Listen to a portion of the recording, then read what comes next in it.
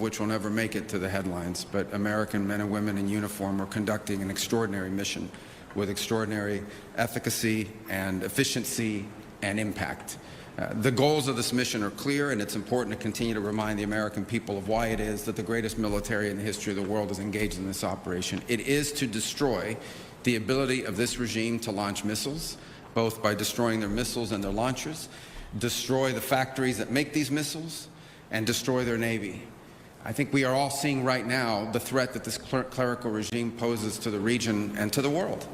They are trying to hold the world hostage. They are attacking their neighbors. They are attacking neighboring countries, their energy infrastructure, their civilian population. They're attacking embassies. This is a terrorist government. This is a terroristic regime. And we are seeing them conduct terrorism using nation-state elements, using weapons like missiles and one-way attack drones. And the objective of this mission is to destroy their ability to continue to do that. And we are well on our way to achieving that objective every single day with overwhelming force, with overwhelming precision. The military, the United States military, the men and women in uniform are conducting an extraordinary operation. There are not a lot of cameras down there covering what they're doing, as opposed to some of the other images that you may see from some of the cities and capitals nearby. But I want everyone to know your military is getting the job done, and every single day this regime in Iran has less missiles, has less launchers, their factories work less, and their Navy is being eviscerated. And the world is going to be a safer and a better place when this mission is accomplished. And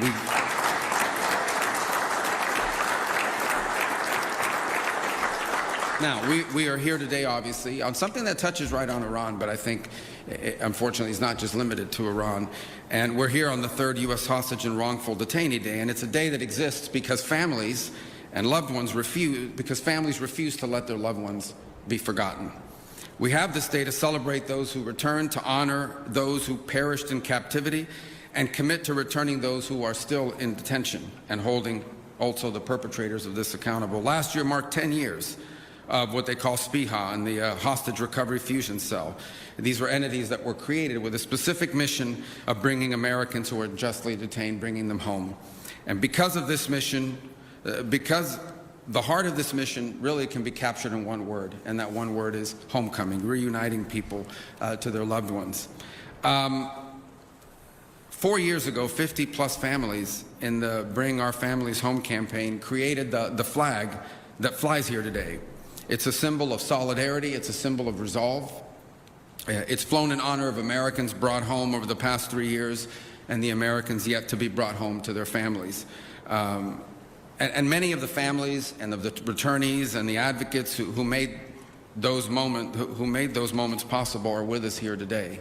And we want to thank you for your advocacy, for never allowing us or anyone to forget of those Americans that are unjustly detained, and we're especially grateful to those who themselves were detained. You know, it would be perfectly understandable if you decided, I'm back home, I'm going to go on with the rest of my life. Your willingness to step forward, to tell your stories, and to ensure that other Americans who are similarly situated to the way where you once were are not forgotten. We're truly grateful. Your persistence, your courage, your love for your family members continues to drive this effort in days like today. As was already pointed out, March 9th marks the day that Robert Levinson went missing in Iran, and actually it was a case that I was also very involved in as a United States Senator, dating back to my very first day in the Senate. In fact, one of the first meetings I had, and to this I credit my former colleague, Senator Bill Nelson of Florida, introduced me to this case as soon as I got elected.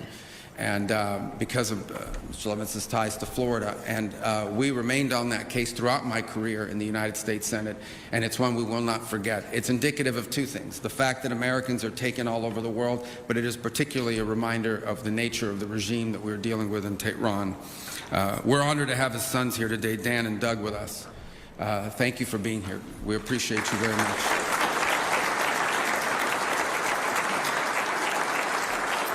And so today, in recognition of their extraordinary dedication, and really everyone's here, but in particular, we've dedicated the flag flown here today to the Levinson family. And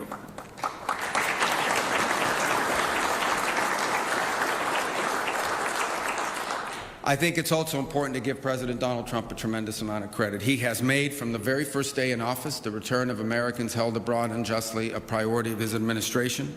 And since his inauguration a little over a year ago, over 100 Americans unjustly a priority of his administration. And since a little over a year ago, over 100 Americans have been brought home.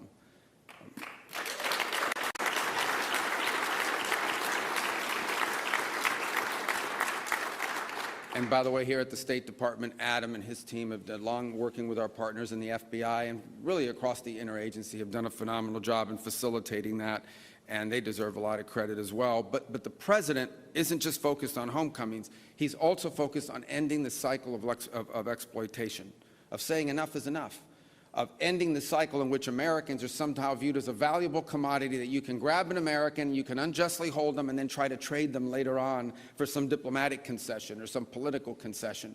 We have to end that cycle. We have to make sure that Americans are no longer viewed as targets of opportunity around the world, and people and nation states and terroristic regimes like the one in Iran know that there are consequences for doing that.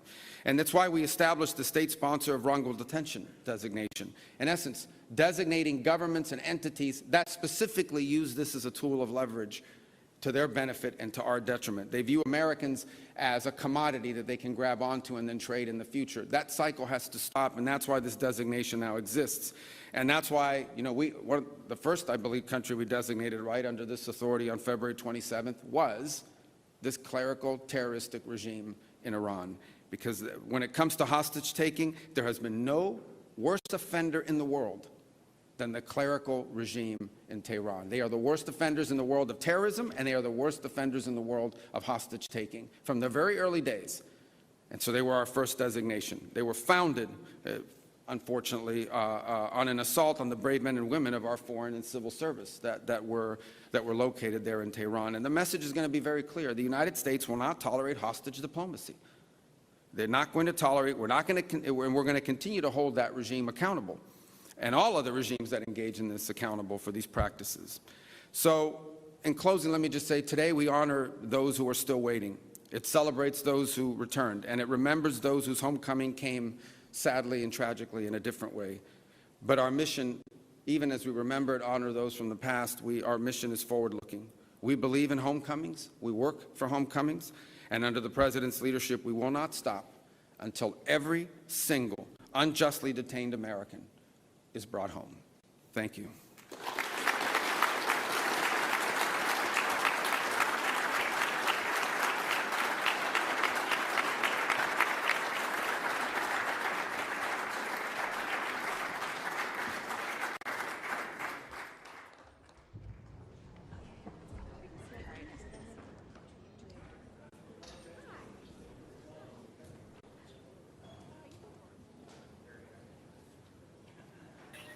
What's up, chat? What's up, chat? How y'all doing? Good morning. Good morning. I think over. Yeah, how y'all doing this morning, chat? Hope everybody having a great morning. $2 billion a day. Hold on, chat. Let me get this over here.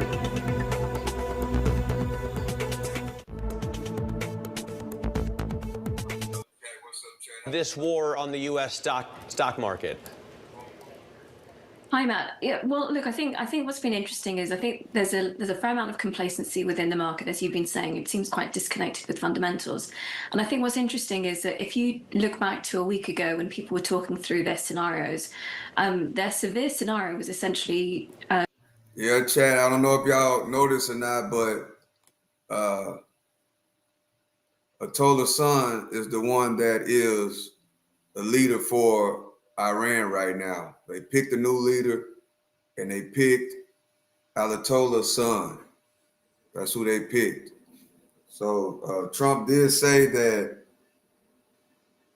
he wasn't going to let that guy, take over the country, but it looks like, they picked Ayatollah's son. And if you don't know who Ayatollah is, that's the guy who was the leader of Iran that we basically took out. So basically, in my opinion, it's going to be the same thing. The same regime, the same thing. So we're going to see what's going to happen next. But I do know that these gas prices are getting out of control. As long as this war keep going, gas prices and the things in the store are going to keep going up. That's what I do know. So let's see what's going on in the market world. See, this right here is what I be doing, chat, when I'm on live. You know, like I got multiple screens set up. So I'm looking at this screen. I got this screen over here. I got that screen right there. So while I'm trading stocks, I'm looking at the news. I'm seeing what's going on. I'm talking to the chat. So it's a lot of things that go on when I'm doing these shows in the morning. I'm back at my office. I'm back at the desk. A lot of y'all have already know the scenery. So I'm back at my desk. I was in my comfort zone, you know, but now I'm back at the desk. I'm back at the office. It's back to business as usual. I got kind of comfort over there in my comfort zone. So I had to regroup and come back to the desk. And it's good to be back at the desk. It's good to be back in the office. You know, now we got multiple screens going on. See, that's what's so lovely about the phone. And you're like day trading or trading off the phone, is that all you need is your phone and a good brokerage app, and you know what you're doing. You know, you could pretty much sit back anywhere, you know, your comfort zone, your comfort area, and just relax and do what you do. So, but, you know, now back at the office, it's time to get back to seriousness. It's a lot going on. This market is basically tanking, and we got to see what's going to happen next with this war continuing. So let's keep on going, chat. Let me keep on doing what I'm doing over here. Appreciate y'all for joining me. I'm your host, the one on the oil stock sniper. prices above $100 a barrel. And that's where we are today, but the severe scenario has actually shifted, and I'm seeing a lot of estimates of like $150 to $200 a barrel. So to me, that suggests that there should have been more of a deterioration in the market, given that those scenarios are shifting. But at the same time, I think one of the reasons that you're not seeing such a big market reaction is there's still that assumption that this is going to be fairly short-lived. And we know from experience that as soon as it starts to turn around, then you could see a pretty quick correction in oil prices, with asset prices moving in conjunction in the opposite direction. It's a market that's been primed to buy the dip, Seema, and overlook any overlook any of these big existential risks. I said this just moments ago, but it truly is the thing concerning me, that you listen to experts, people who are actually geopolitical analysts, saying this thing is bad. The Strait of Hormuz could be shut off for a month or more, and this will be long-lasting. Meanwhile, the macro tourists are saying, we're not too worried. This is going to be short-lived. There'll be some sort of backing off, whether it's a Trump taco or Iran. Seema, how do we reconcile the two, and what does it take for the market to wake up if there are greater risks ahead? Yeah, you're right. There is a complete disconnect, and I think when we're thinking about like why the market has been primed to buy the dip and ignore a lot of the existential risks over the last couple of years, it's because the fundamentals have continued to be so strong. So that's really been the reassuring for investors through every single bit of volatility and shock. Now, of course, as you said, an oil price spike, which of course then sustains it, and I think that's the key thing, is the duration, well, then that can change the macro maths fairly fundamentally. And then you start talking about recession, stagflation really coming into the scenario. So in terms of what would get to markets to really sit up and watch this, it's how long is this going to last? Or we get there 2 or 3 weeks' time and we're still in this position. What's happening to the Strait of Hormuz? So there's a number of different factors which are actually, it's out of the economics arena. This is really sitting in the geopolitics. It's watching the news flow day by day, hour by hour, and getting to that point. So it is a very challenging picture for investors. And the other thing I'd say is, an oil price shock is the worst kind of news for economists, because it's so difficult to figure out what the impact is going to be when you have this negative growth shock and a positive inflation shock. So I think that's what makes it even more challenging for investors to try and consider, to work through what the implications could be for their portfolios. Seema, I saw a chart overnight from David Inglis out of our Hong Kong bureau. It's a Samsung chart, so we're not talking about U.S. stock, but I think it's pretty interesting, and you could put this on any of the big tech stocks in the U.S. We've seen PEs come down shockingly low. This rout in the price for the memory chip maker has brought its price earnings ratio down to 7. That's an 8-year low. Are you seeing stocks like that here in the U.S. or over there in the U.K. where the discount is just too big to ignore? Yeah, you're sitting with it, and that's a really important point. I think with the last couple of weeks, with all the AI disruption and fears which went alongside that, there was indiscriminate selling across the tech sector, and there were some companies which were really unfairly hit. So from a stock picker's perspective, there were opportunities even coming into this crisis where valuations just looked very, very attractive for business models which were pretty robust and could withstand some of the AI disruption fears that were coming through. So certainly there will be some opportunities within Asia, within the US, within Europe. But this is very much a stock picker's market because from a top-down perspective, it's quite difficult to find a really positive outlook from here. What about this? This was from Neil Dutta at Renaissance Macro, that the countries that are most dependent on energy imports from the Middle East, South Korea, Taiwan, also have the most tech-heavy equity markets. Seema, could there be spillover effects, and they're big producers of some of the tech equipment too, spillover effects that we don't just worry about oil markets, but what the oil is used for? You can extend that maybe not even to oil, to things like fertilizer and chemicals. Seema, what are wider ramifications besides just energy markets themselves?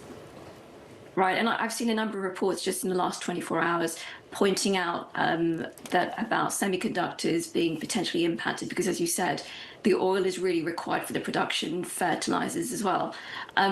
Now, it hasn't yet hit, but of course there are growing concerns that if this were to be a situation which continues to deteriorate, there would potentially be implications for AI capex. And I've got to say, at this point in time, that is not the situation. What actually we're starting to see is that investors are looking for, what are the parts of the market they feel safest in, and actually technology is coming back at the top of that agenda. They continue to like the AI narrative, and they know that a lot of the market has been hit. So that is actually an attractive part for the time being. But of course, if this were to continue, it's very difficult to find bits of the market which would be completely immune to this kind of shock.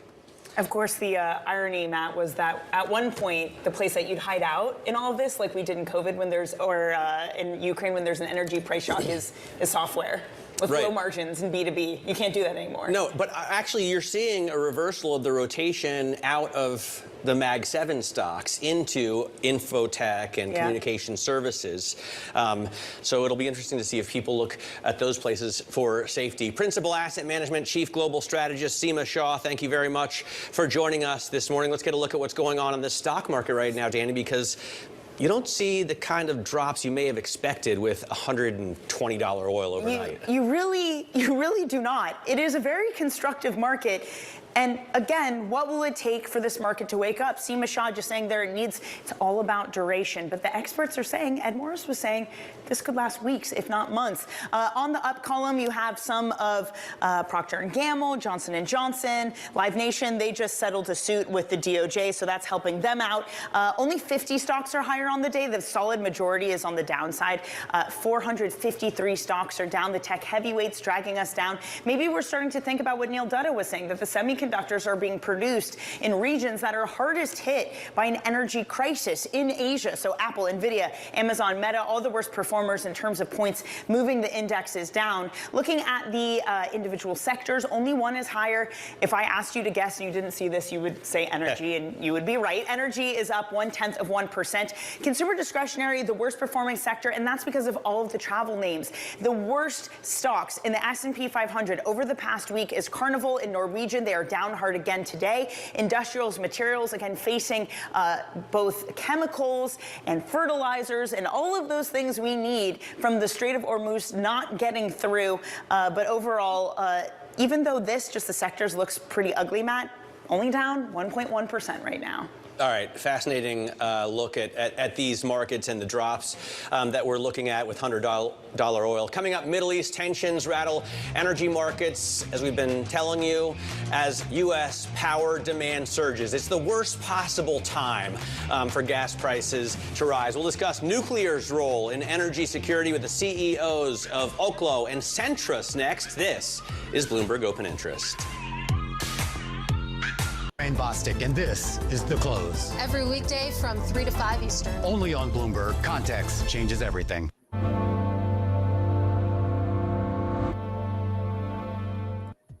What's up, chat? What's up, chat? How y'all doing? There's a lot going on this morning. Good morning, Prufo. Good morning, Name. Good morning, ZZ. Good morning, original. Gas 1680 by November. Whoa, I hope you're wrong. I pledge my full grand alliance to President Trump. 2732 says $380 a barrel by September. Wow. We crossed over 101 this morning. Inflation to lower risk and sees earnings improving as the company cuts waste. Shares, though, are down with the broader market down almost 1%. RBC Capital, they upgrade Dow, saying that recent events in Iran could help the company because problems with supplying raw materials are increasing plastic prices, and you see the impact here, Matt. Shares are up 4.5%. All right, the disruption in global energy markets is strengthening the case for energy independence and alternative power sources, maybe EVs as well. Joining us now are the CEOs of Oklo and Centrus Energy, two companies at the center of a next-generation nuclear technology and advanced fuel supply. Jake DeWitt and Amir Vexler, welcome to the program. I want to ask first about your partnership. Jake, maybe you can take it, and then Amir, you give us your take. What are the two of you, what are your companies going to be doing together? Yeah, thanks for having me back on. I'm excited to be here with Amir. I think obviously you've been talking about that this morning, is the importance of energy independence, and that's one of the great things that nuclear affords us. That said, we're going through this reindustrialization and reinvigoration of the nuclear fuel supply chain, and part of that includes some pretty important things that go not just from mining the uranium, but go through all the processes needed to turn it into fuel for our reactors. One of those steps is enrichment, which Centrus is, frankly, a world leader on, and then the other part between that is converting the product from enrichment into something we can fabricate, and that's what we are linking up to explore how we can do together in a much more efficient way, building off the facility they have in Ohio, which happens to be the same site we're building a bunch of things in Ohio. So we get to talk about Ohio again today, so it's great. I agree. I'm a huge, I'm from Ohio and a huge Buckeye fan, obviously, so it's a great state. Amir, what exactly does this cooperation, though, look like? I saw the wording was you agree to pursue discussions regarding a joint venture. That sounds a little bit squishy. Can you put some hard edges on that? Sure, of course. In order to realize the fabrication of the fuel that's required for these advanced reactors, we need to deconvert it from the enrichment phase to the next phase. And it makes all the sense in the world to co-locate that deconversion process together with enrichment. For cost efficiencies, for security issues, that is probably the thing that makes the most sense. I will add that in the last 6 months or so, we have seen a huge acceleration in some of these advanced reactors and their ability to actually lock in fuel contracts. In other words, things are getting really serious, and now is the time to really completely close that fuel supply chain, and that is really what this announcement is about, is to study how we do this and how we collaborate together and do it the one place that makes the most sense, which is on site together with enrichment in Ohio. How serious it is has probably only increased in the past week, I imagine. And Jake, you've had many conversations with the government. In fact, you're part of the DOE's Advanced Reactor Pilot Program, the idea being by July 4th to reach criticality for your reactor. I'm assuming that the government is like, okay, Jake, okay, team at Oklo, let's get this going, considering the supply chains for energy are that much more shook up since the war in Iran broke up. How close are you to reaching that target? Will you get there, Jake? Yeah, I mean, we feel quite confident for one of our projects to hit that milestone and that objective. We actually got selected for 3 of them, which is pretty cool. The other 2 will follow in accordance, but those ones are a little bit bigger. And so part of what's exciting, though, what we see happening is like the support level is not just to move us into a build mode in this country, but also a scale mode, right? The Reactor Pilot Program is a really important first step to sort of breaking through a lot of the cruff about making, sort of the perception that it's really, really insanely difficult to build a reactor. It doesn't have to be, right? Part of the innovations going on in nuclear is changing that paradigm. That opens the door to scale, though. And once we get to scale, this is what we're working with Centrus on, is how do we solve the ability to scale these things? Because the biggest bottleneck fundamentally is fuel, and it's the fuel supply chain, right? And so that's one of the things we're working together is we're changing the paradigm. So going back, right, it is a little bit squishy to start. It is a bit soft because we're changing what the sort of supply chain structuring looks like And we have to explore the best ways to do that. The good news is we have a really awesome place to do this in Ohio, where Centrus has enrichment, where we think makes a lot of sense to put deconversion, and we're going to probably put fuel fabrication to support then all the reactors that we announced powering Meta with. So it's a pretty cool combo. But to get back to the original question, I mean, it's all hands on deck, right? We're changing the paradigm about the speed with which you can build systems. We're changing the permitting infrastructure. We're about to see, I think, a new wave of regulatory modernization reform that's only going to further accelerate that. And we just saw a big regulatory milestone for the industry last week. So it's a new world for nuclear, and the old models of it taking a really long time and being really expensive, I mean, those are breaking, and we're all working to sort of throw those out, if that makes sense.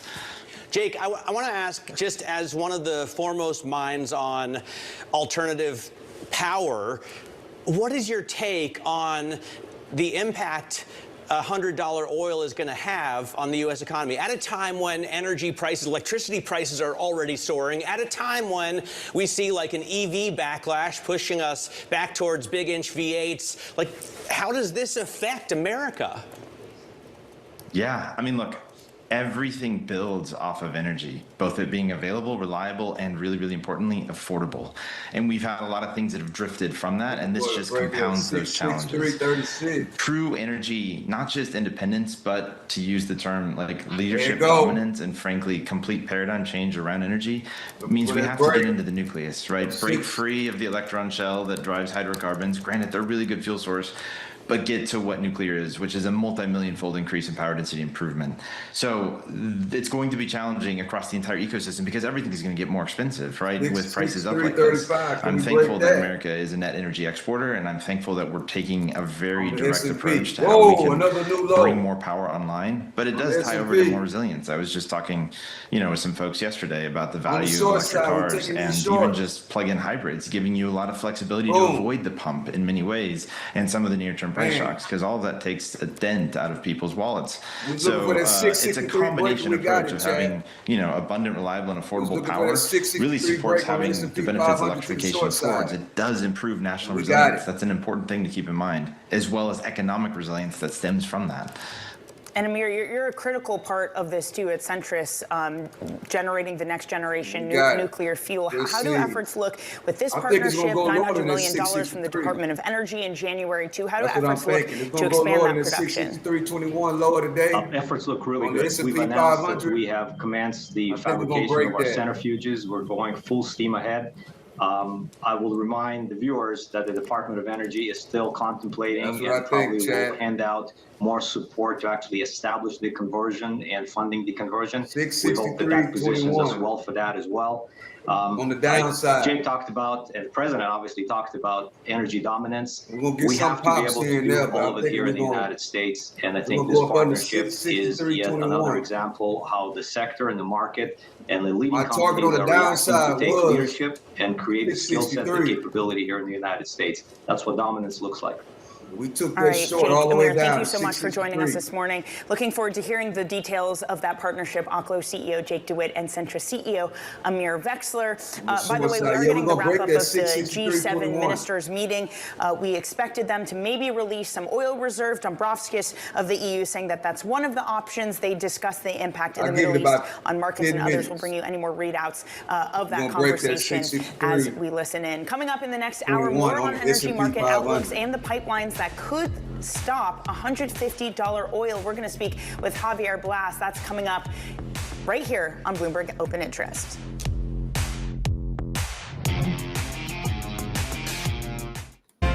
Yeah, chat, man, it's going down this morning. Kind of feels good to be back at the desk. Look, it broke the 663. S&P 500 steady dipping. It broke the 663. Oh man, what a dump on the S&P 500. What a dump. My target price was 663. And we got that on the downside, on the short side. I think we're going to go even lower. Let me look. Let me look at the 30-minute. Yeah, we're gonna go even lower.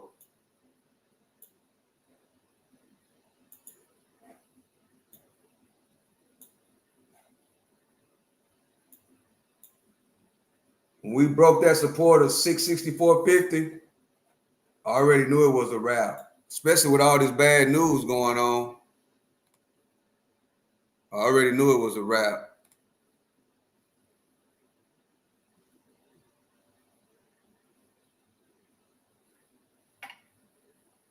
More bad news, more bad news.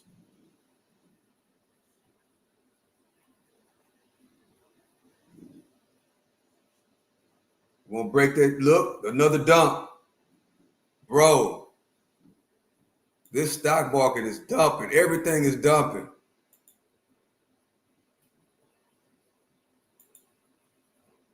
Everything is dumping this morning. And man, the longer this war go on, the more downside we're gonna get. The good thing is that when this is over, a lot of people gonna get a lot of good discounts long term on your favorite stock.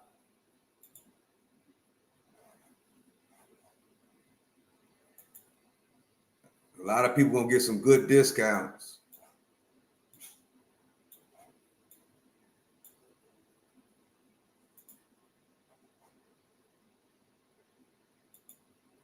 All right, let's see what they talking about now, chat. 50,000 watch for now. NVIDIA right now down 0.5%. We always keep that there as it's the largest company in the world, so any move matters. SanDisk, we were looking earlier at Samsung. It is actually up 2%. You've got Northrop Grumman, little change, but this is a defense stock we're watching. They have done largely well. Airlines have done largely poorly, obviously with jet fuel up right now. American down 6%. Novo and Hims on a specific story. They're working together now. Novo's going to sell its drugs on Hims' website, and that helps. Coming up in the next hour, Shayna Sissel on the stagflation trade as oil rises over $100 a barrel. Dang. Crazy work. Last time when we seen the oil, it was like 1-on-1. So when I go outside today, I get to go see how much gas went up overnight.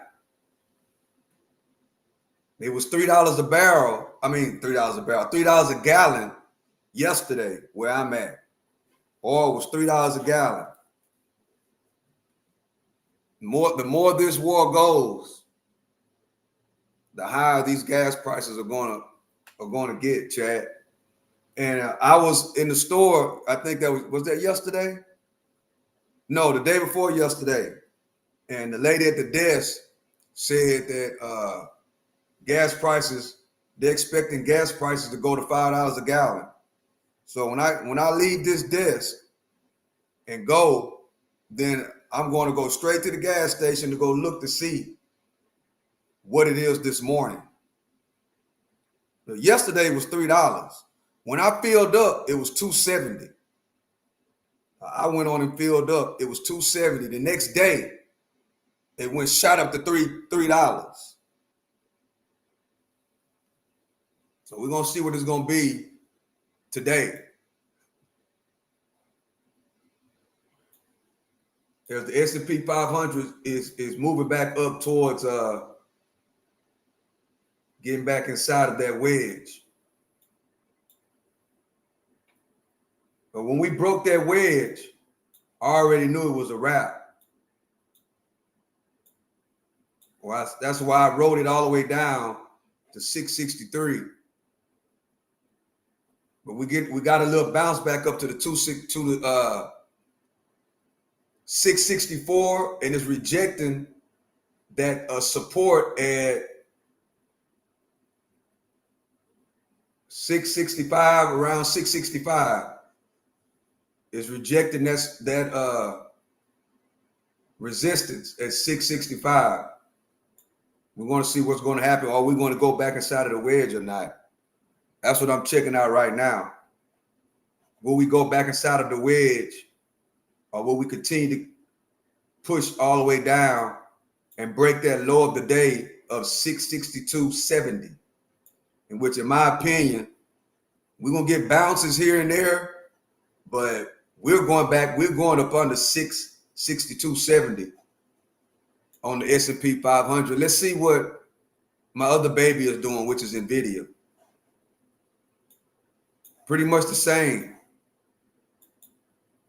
Pretty much the same. Apple. Google, shout out to YouTube. We love Google stock, by the way. Shout out to YouTube. Uh-oh. Tesla is getting banged all the way up, chat.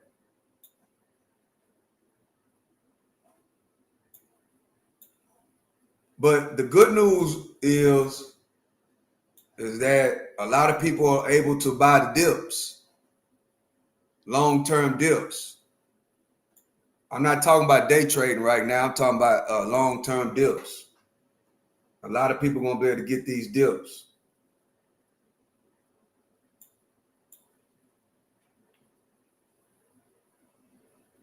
Let me show y'all what I'm looking at on this screen over here.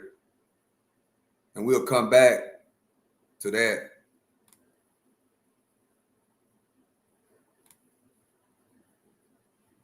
Let's see.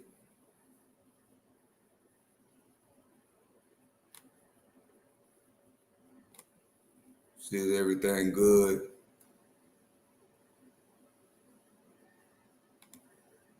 That's what I'm looking at over here. Well, I'm looking at it on this screen over there.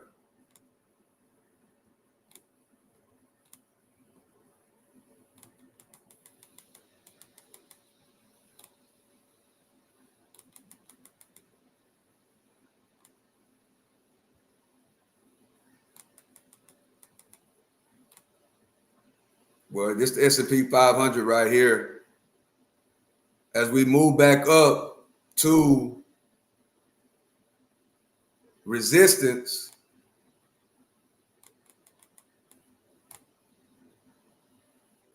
as we move back up over here to resistance, trying to see if we're going to break that to go back inside of this channel or reject it and get back under and go back under 662.70.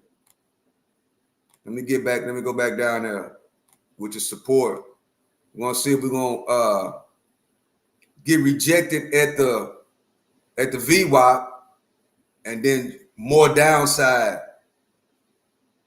Or are we going to go above the VWAP and keep going on up?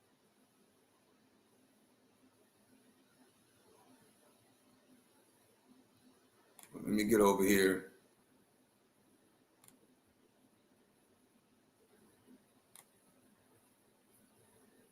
And now we've seen him attack our country, and I don't want our king to be put in such an embarrassing situation. Police say Rihanna was inside but not injured when someone fired 7 shots at her mansion in Beverly Hills. This woman lives nearby. Well, I was just washing dishes in my Wow, house and I heard shots. And I was a little shocked. You know, we don't hear that kind of thing in this neighborhood. Did y'all hear that? Somebody shot at Rihanna's house. Crazy. Books, find them at Jewelry Television. New customers get $20 off purchases of $99 or more at jtv.com. I'm Piera Palazzolo, VP of Digital Marketing for the American Management Association, a company focused on the management. Did y'all hear that, chat? What happened to Rihanna? Somebody shot up her house. Luckily, she didn't get, shot or nothing like that. But that's crazy.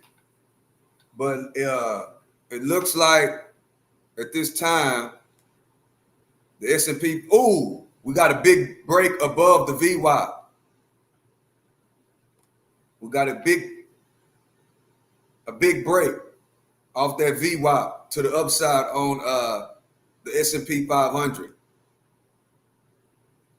We got a big break. Check it out. That break of the VWAP got that good push up.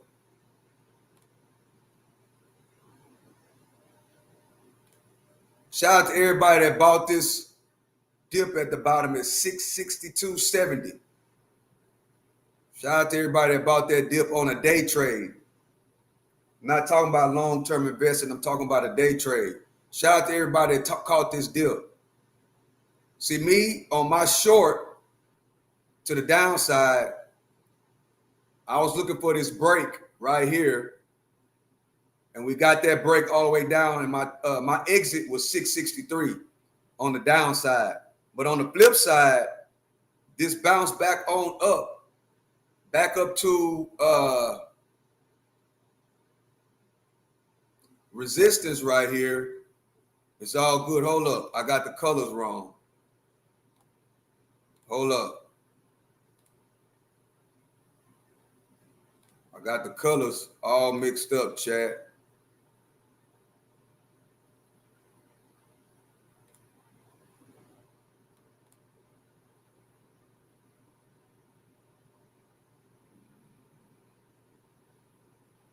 I'm gonna leave. I'm gonna make this.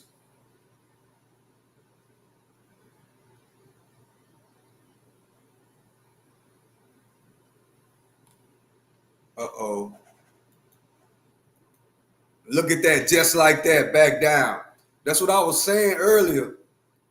I was saying we're going to get some pops here and there, but we about to get ready to bust through this support right here at 662.70.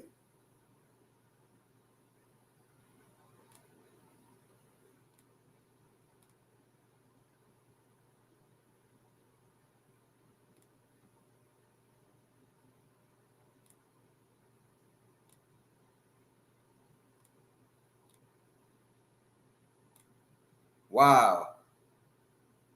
Y'all see, we broke that VWAP to resistance. Now we're back down there to support.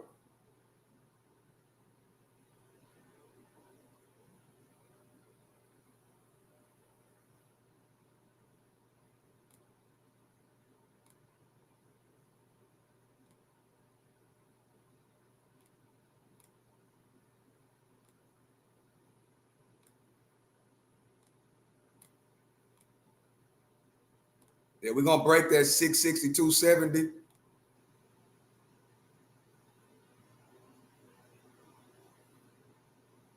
It's amazing, chat, how Bitcoin is way up under 100,000. As on Bitcoin, we had got up to 126. We're getting some good dips on that Bitcoin. Let's get back to the spot. But we really need to be paying attention to. Let's get back. Let's see if we're going to break that 662.77 as I called it earlier. We were going to have some pops here and there, but in my opinion, we're going to go up under this 662.70 real soon. Earlier, I said 10 minutes, and we right at about 10 or 15 minutes. We're about to get ready to go straight through this green support line right here. Let's see if we got any other.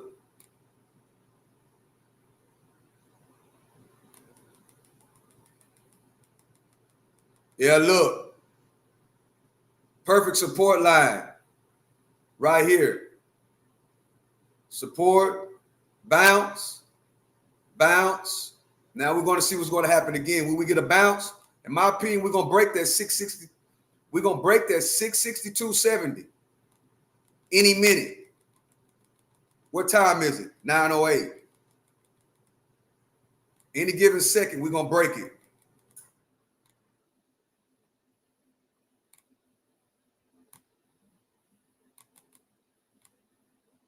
But we did get a bounce. Then we got this second bounce. And we're trying to see if we're going to bounce again or break this 662.70. That's what we're about to see, chat.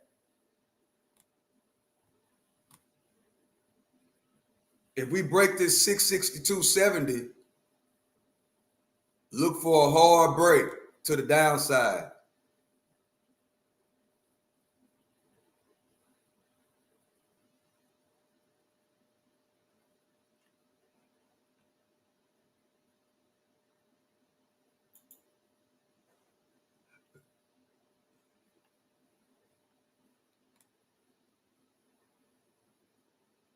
Now let's get back over here where we were at.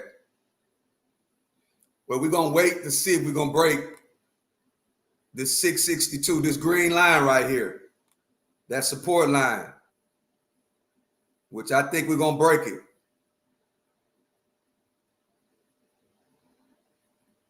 Here it comes.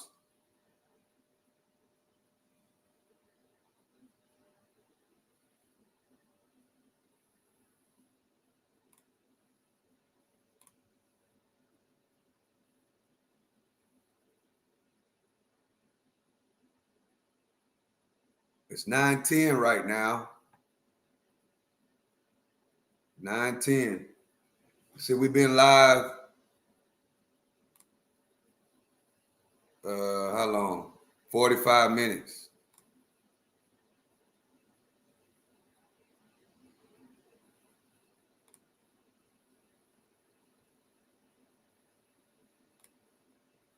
Here we go.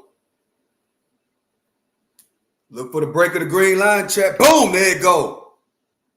There it goes. The crack of the 662.70.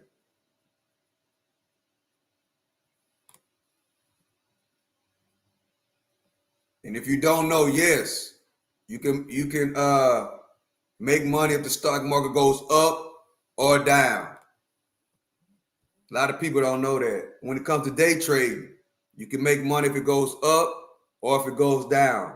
It's called long, up, short, down. As we break, I said the 662.77 break, we're going to see more downside. So I wanted to see that. So we're going to go back to the regular scheduled program. And here we go, Chad.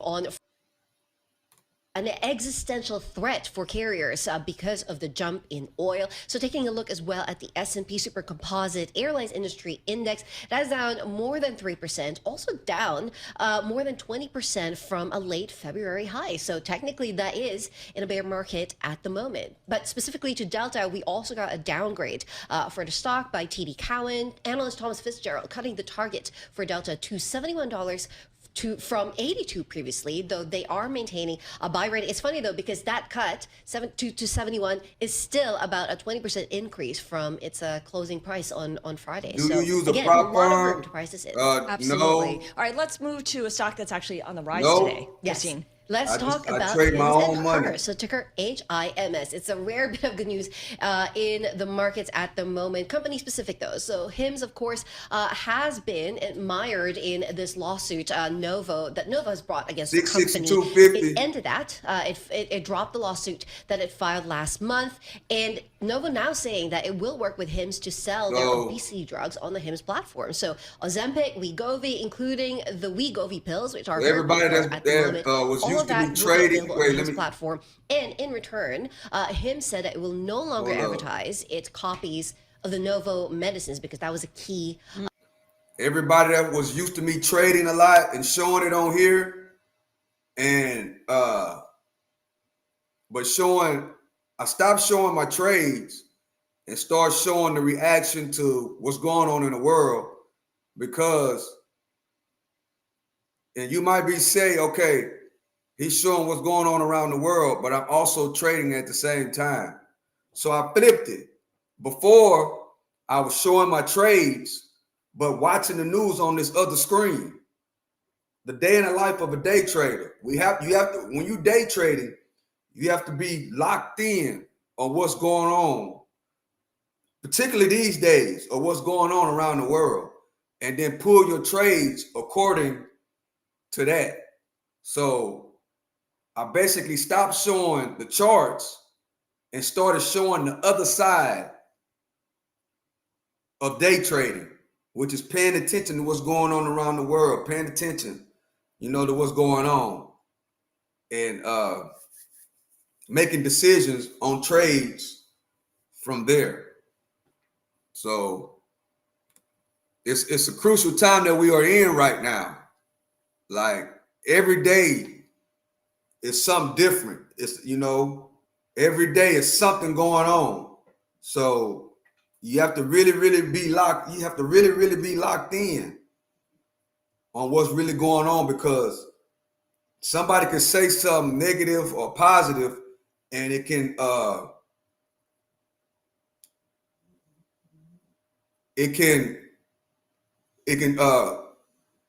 in a negative way or a positive way, it can affect the trades you make as far as day trading. I'm not talking about long-term investing. I'm talking about as a day trader. You know, somebody can say something right now and it'll affect this whole market depending on what they say.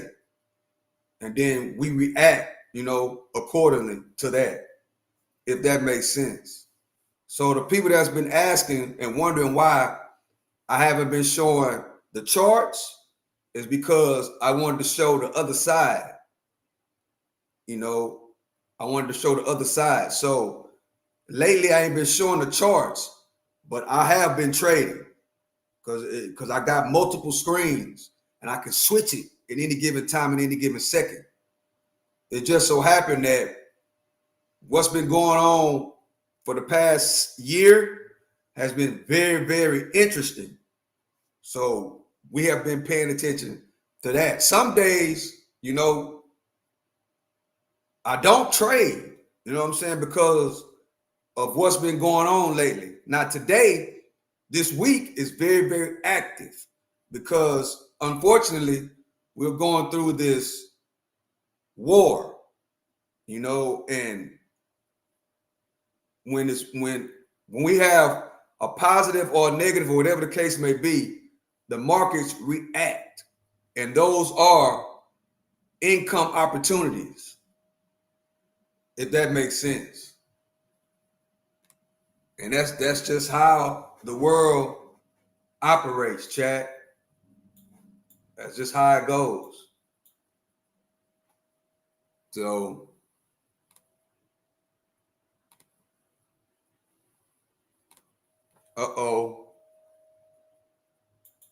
no, I don't want. Okay, now we took another bounce. Oh, wait. Let me switch it. We took another bounce.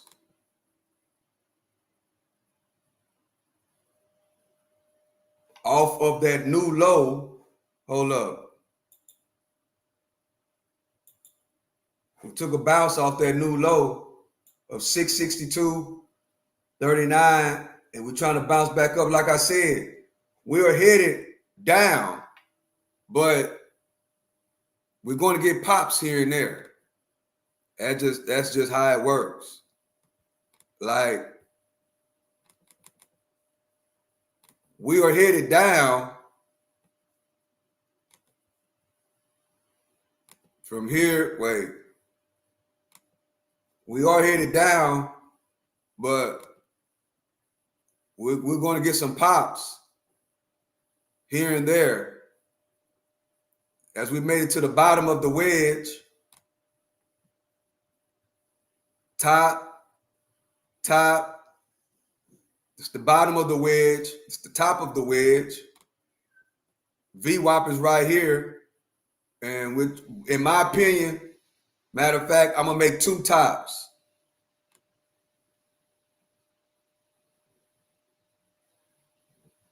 I'm going to make two tops.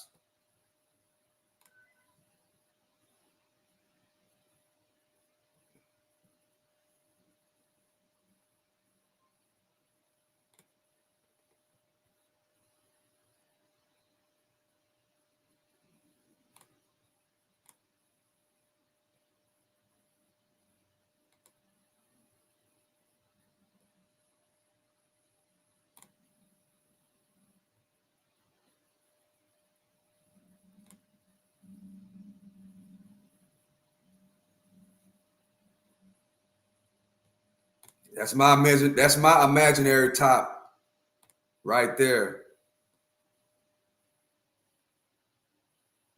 Let's see if we're gonna continue to move all the way down. It's not really that accurate, but that's my imaginary top.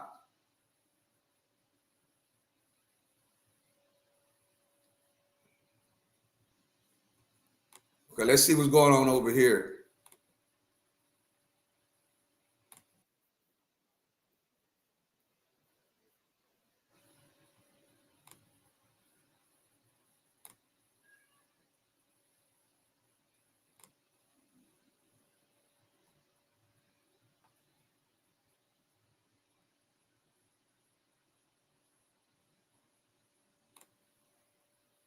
Let me get back over here.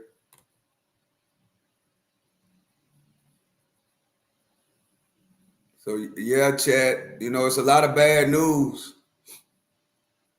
A lot. So I can't wait to go out and see what the price of gas is today. I can't wait to go check that out.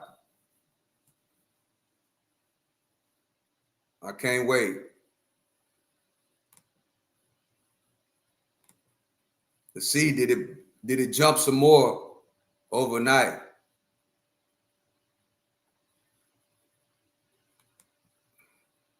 And look, Nvidia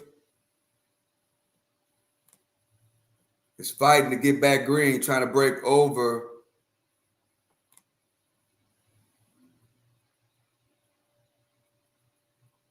that resistance.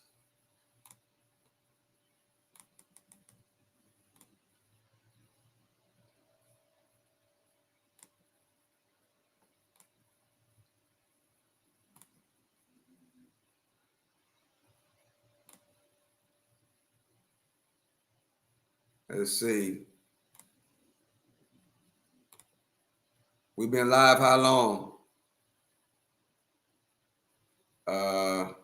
Not even an hour. Pretty cool. So here we go with SPY breaking back down again. See, my imaginary line, it wasn't accurate, but by reading the chart, we're going to break this 662.40. In my opinion, we're going to go up under this too. We're going to go up under 662.40. 662, we're going to call it 50. 662.50. We're going to have some pops here and there, but overall, I think we're going to get back under 662.50.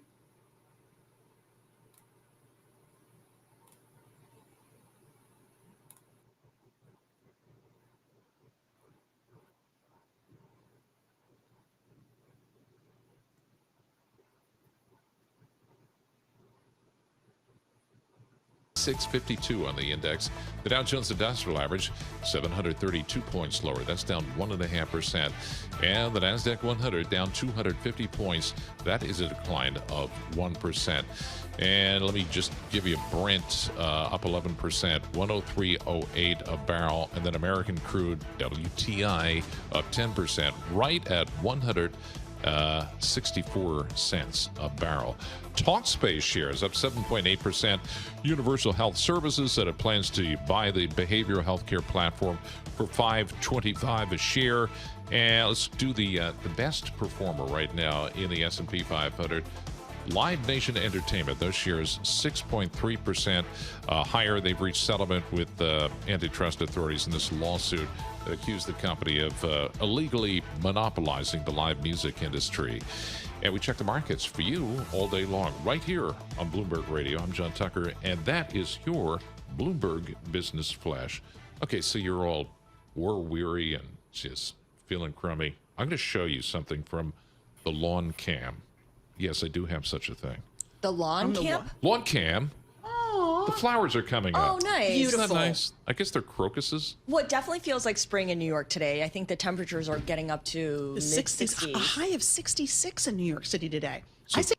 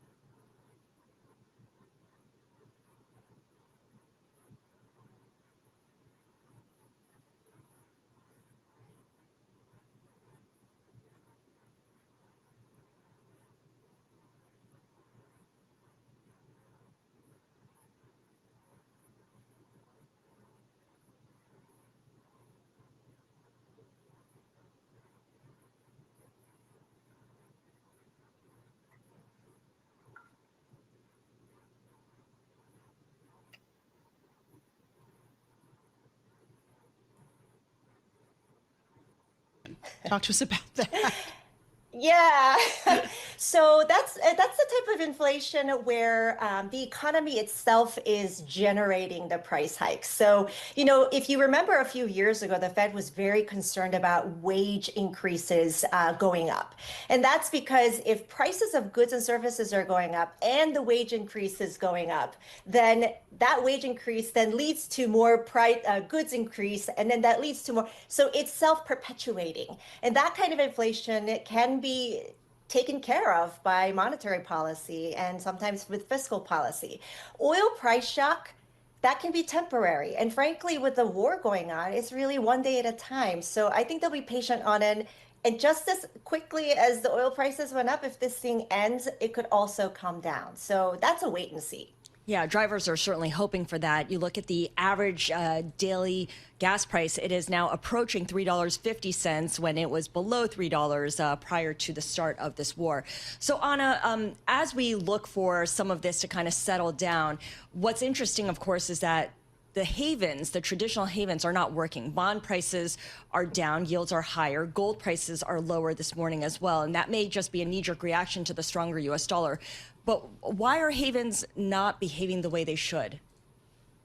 Well, let's talk about that US dollar, right?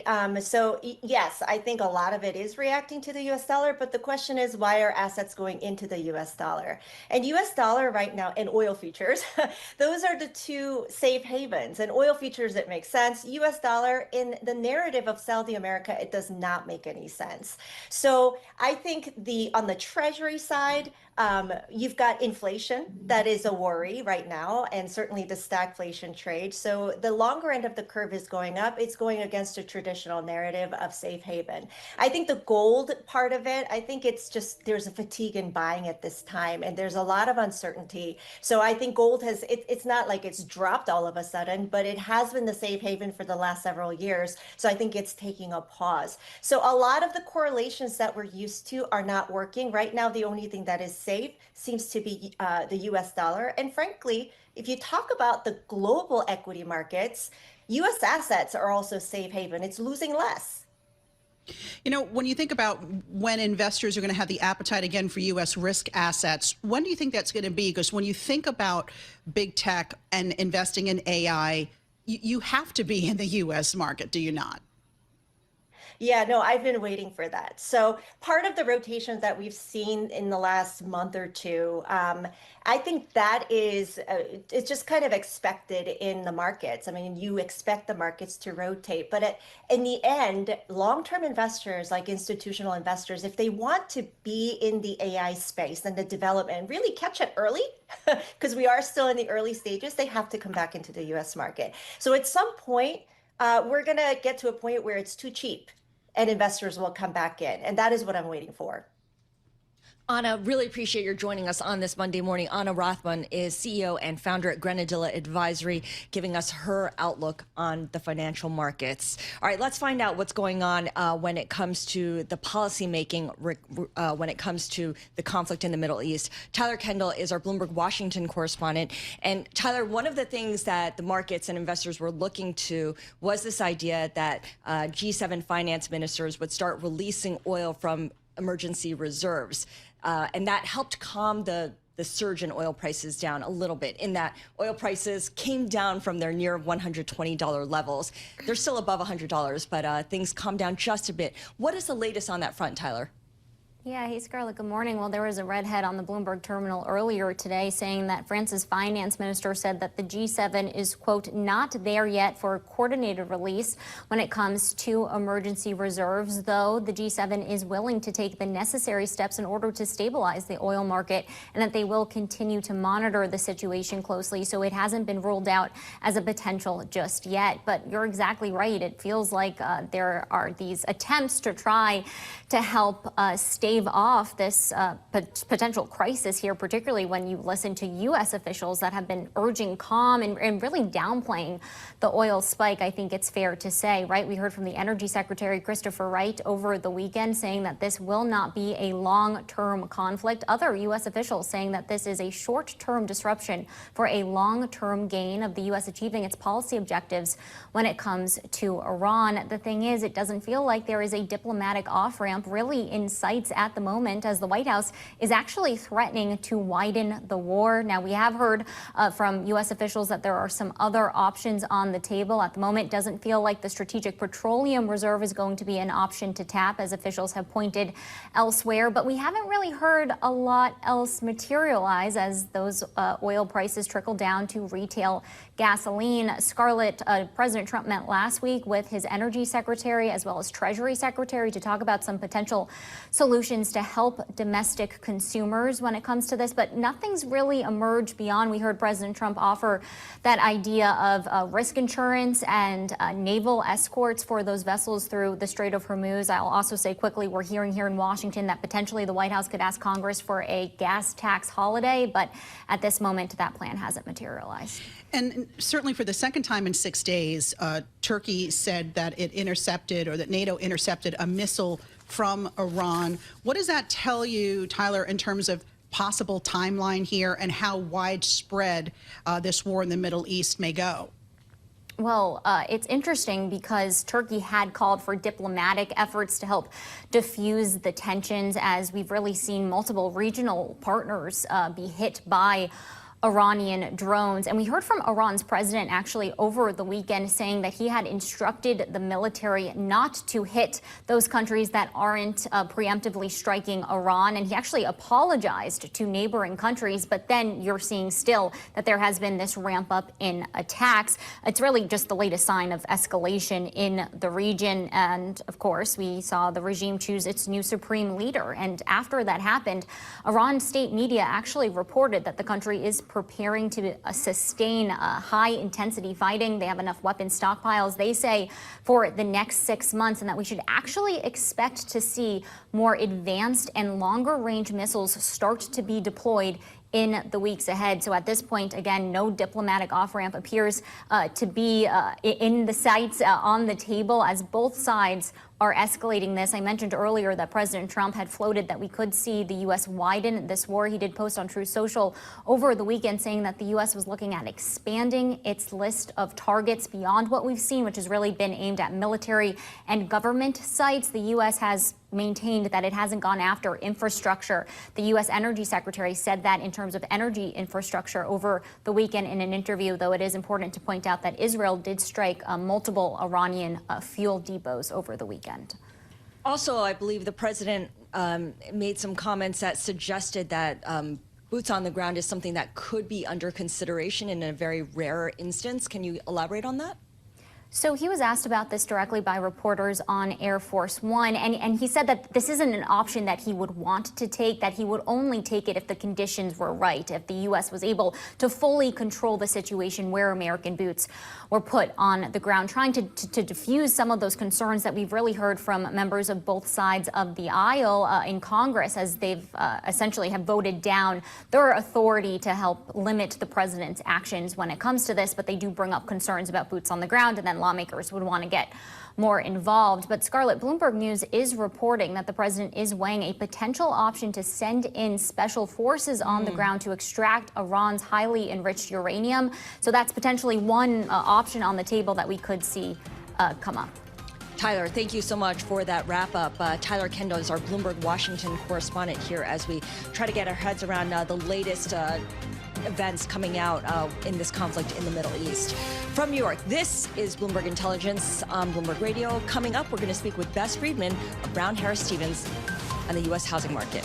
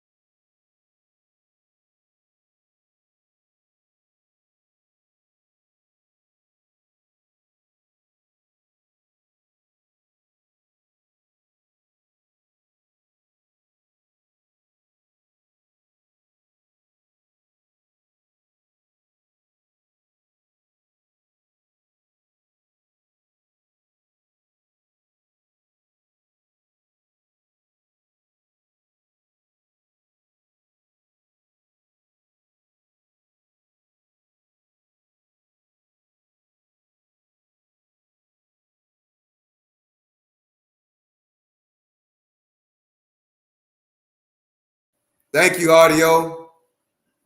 Even though I'm back at the office, you know, I'm having a little hiccups, but we see what's going on, right? Back to what I was saying, I'm gonna repeat what I was saying. What I was saying was Ayatollah's son is now the president, right? And I'm thinking that if he remains in power, all this was for nothing, in my opinion.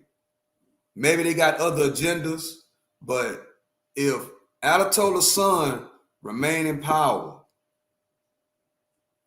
I mean, we back where we started, because that's his son, you know, and of course, his son has learned everything that he knows from the dad, you know. So if Trump allows him to stay in power, we lost 7 soldiers so far.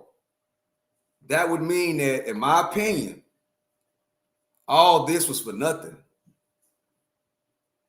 because they've been telling us that the reason for it was they need a regime change, where if the son is running things now, there's no change.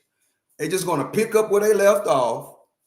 They're going to be even more stronger. Watch, Stock Sniper, because in my opinion, the son is younger. The dad was like 84, 88. The son is like 30 years young. I think he's around 55 or 56. You know, it's just going to make Iran stronger, in my opinion. So we're going to see how this is going to play out as gas prices skyrise. I can't wait till I leave to go see what the prices are where I'm at today. The last time I went to the gas station was the day before yesterday. Gas was $2.70. I filled up. Well, yesterday I looked over there and it was $3. Now today, when I go over there and look, I'm going to see if it went up. In my opinion, I'm thinking right now, gas went up overnight. That's what I'm thinking. So yeah, I appreciate everybody for coming through, rocking with me. You know, I showed the other side, basically, of what I do here. A lot of y'all that's been on this channel before seen that other side, but y'all didn't see this side, because I got multiple screens. You know, the day in the life of a day trader. I'm trading, and I'm paying attention to the news, and I'm streaming all at the same time. So, but lately, over the past year, I've been mostly streaming what's going on around the world, but I'm trading on the side. Like I say, I got a whole nother screen right here. So I'm streaming and I'm trading at the same time. So I hope that clarifies some things. I had a couple of guys ask, why are you not showing the day trades no more? Well, I'm not showing that anymore because things are going on around the world and we focusing on that. And that doesn't mean I ain't trading, because if you know anything about day traders and trading, we have multiple screens. So we're trading, we're streaming, and we're reacting and watching what's going on around the world. And that's what's going on. So I appreciate everybody for coming through, rocking with me. Make sure you subscribe to the channel and hit that like button.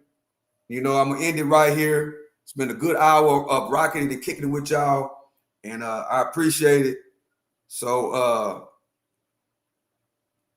with that being said, earn, spend less, make proper investments, teach it to your kids and grandkids, teach it to the people in your circle, and then teach it to the people around the world. So with that being said, until the walk down, I love and I appreciate y'all. To the next one, I'm out.